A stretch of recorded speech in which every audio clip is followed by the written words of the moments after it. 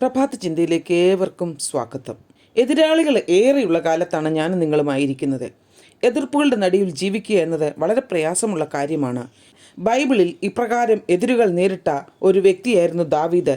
തൻ്റെ ജീവിതത്തിൻ്റെ അനുഭവം 56-ാം സങ്കീർത്തനത്തിൽ താൻ വിവരിക്കുന്നു. 1. ശത്രുക്കൾ തന്നെ വിഴുങ്ങുവാൻ പോകുന്നു. 2. അവർ എന്നോട് പൊരുതുന്നു. 3. അവർ എന്നെ ഞെരുക്കുന്നു. 4. എൻ്റെ വാക്കുകളെ കോട്ടിക്കളയുന്നു. 5. കൂട്ടം കൂടി ഒളിച്ചിരിക്കുന്നു. 6. എൻ്റെ പ്രാണനായി പതിയിരിക്കുന്നു. ആരും അനുകൂലമല്ലാത്ത അവസ്ഥ. ഇത്രമാത്രം പ്രയാസപ്പെടുന്ന ഒരവസ്ഥയിലൂടെയാണോ നിങ്ങളും കടന്നു പോകുന്നത്?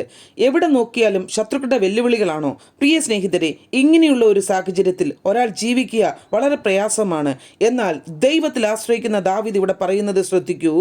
ഞാൻ വിളിച്ചപേക്ഷിക്കുമ്പോൾ തന്നെ എൻ്റെ ശത്രുക്കൾ പിന്തിരിയുന്നു.